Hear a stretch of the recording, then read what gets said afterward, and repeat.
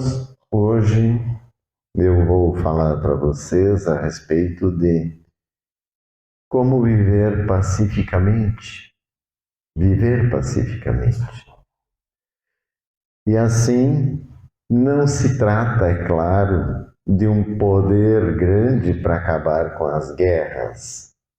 As guerras é uma alçada muito maior dos governantes, de nações que, por seus interesses materiais, matam vidas, onde a vida vale menos que as coisas que objetiva ser alcançada, sendo que o primeiro mandamento que Deus colocou é amar a Deus acima de todas as coisas.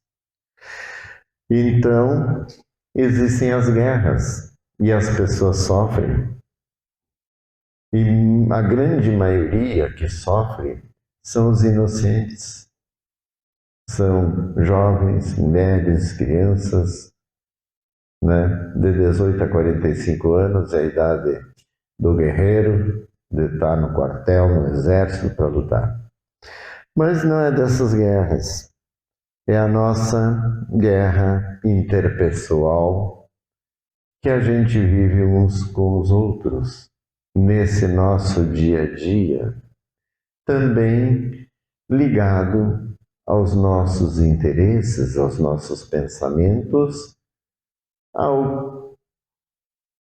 a questão da satisfação, de você estar satisfeito ou insatisfeito, ou estar frustrado, ou estar decepcionado, ou estar indignado, enfim, são várias coisas que podem afetar a nossa maneira de viver, maneira de se relacionar.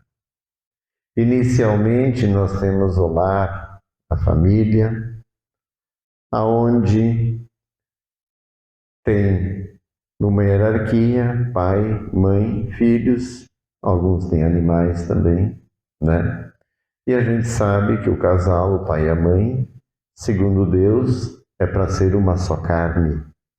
Então eles são como sendo um só, que tem autoridade maior sobre a casa. E que Deus pediu para que os filhos respeitem a autoridade dos pais. Porque é assim que tu vai respeitar depois a autoridade do professor, do policial, da ordem geral, de todo aquele que tiver uma autoridade, você vai aprender a respeitar quando você começou em casa, respeitando o pai, respeitando a mãe. Mas acontece que pai e mãe têm que dizer não. Tem que dizer isso pode, isso não pode, meu filho.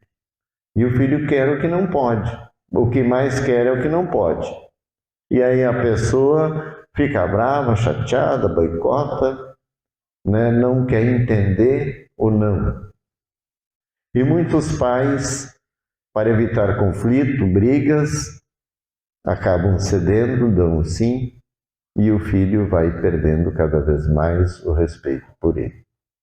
Então não importa se espernear, se gritar, tem que educar. Para que ele entenda, porque nós nascemos para ser educados. Mas a pessoa está lá, diz para o irmão, pega um copo d'água para mim. De repente o outro olha assim, eu não. Por que eu vou te levar um copo d'água? A distância é a mesma? Vem você aqui. Então a questão é assim. Aí já fica bravo um com o outro, começam a criar, isso são exemplos, são muitas coisas que vão acontecendo, que vão gerando os conflitos. E as pessoas vão ficando daí chateada, magoada, boicotando, aí um faz uma coisa, o outro faz outra. E normalmente os maiores conflitos do ser humano é por fazer. Aquilo que precisa ser feito que dá trabalho, não aquilo que é fazer que dá prazer. Aquilo que dá trabalho, Deus fez assim completamente de propósito para testar a nossa boa vontade. porque só tem paz quem tem boa vontade. Então, quando dá trabalho, o outro acha ruim o trabalho, né? Tem que fazer esforço, e dependendo, tem trabalhos que são bastante desgastantes. Então, as pessoas, né, principalmente o jovem, que não está tão habituado a ter que pagar suas contas, ele não quer o trabalho, não quer fazer. E aí, com isso, ele vai gerando algum tipo de ranço, algum tipo de chateação com os outros, que acabam tendo que fazer por ele. E assim a pessoa se projeta para a vida depois, além da família, e daquela maneira, né? Não quer fazer, não gosta, não sei o quê, o que eu ganho de volta, né? Aquele lucro. E com isso as pessoas vão tendo conflitos, vão tendo problemas e vão vivendo como numa guerra, dependendo, né? As coisas vão crescendo, não é só o fazer, tem o ciúme, tem a inveja, mas o pior de tudo, que realmente gera a guerra entre as pessoas, é o tal do ponto de vista. A pessoa forma seu ponto de vista sobre as coisas e quer impor para o outro. E o outro, que já tem o seu próprio ponto de vista, não aceita e aí muitas vezes cede ali para deixar tudo bem, mas nem sempre concorda. Então é nesse momento que as coisas começam a dar problema. E quer ver quando entram, né, questões principalmente políticas, doutrinárias, até as próprias igrejas, né? Uma briga com a outra em função do seu ponto de vista. O meu é que é o certo, o teu está errado. E muitas pessoas, né, ficam violentas, até matam umas às outras, defendendo esses pontos de vista. Alguns até se matam sem ter uma razão objetiva para entender o que está acontecendo. E aí o que acontece? Se vocês pudessem ficar vendo os enterros, os velórios que acontecem todos os dias, vocês iam ver a quantia de gente que deixa esta vida. E eles estão indo para onde? Para onde estão indo essas pessoas? Ah, morreram, acabou. Não, Senhor. Essa vida é uma coisa extremamente maior do que esse nosso olhar. Não acabou. A pessoa continua num outro lugar. Ela vai continuar viva. E se ela não estiver num lugar bom, ela vai estar num lugar ruim. Então, isso é extremamente importante.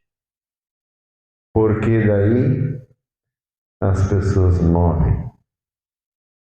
E quando morrem, elas vão se dar conta que deixaram de viver pacificamente com os outros, que perderam a oportunidade que tinham para chegar num lugar maravilhoso por causa do seu ponto de vista, por causa da sua vontade, por causa da sua intolerância, porque não tem amor, porque o que vai fazer a pessoa realmente, né, ficar bem é o amor, é ser verdadeiro, é ser justo.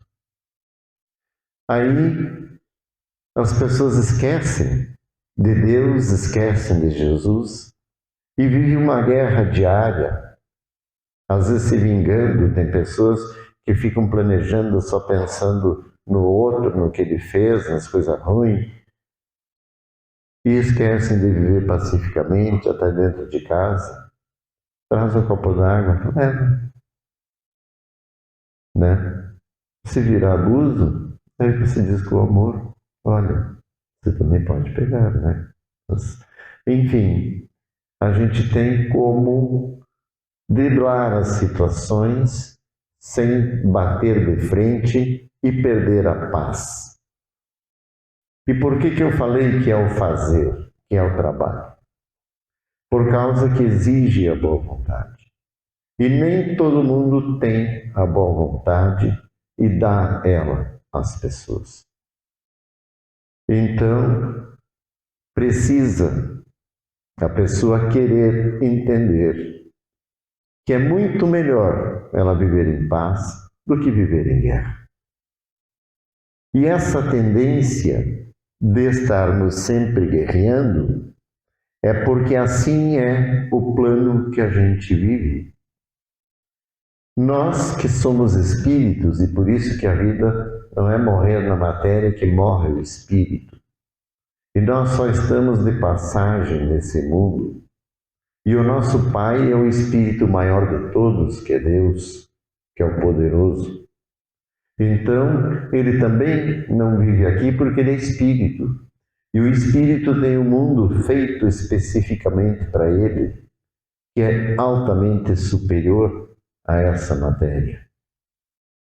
Então, nós fomos feitos para viver no Espírito.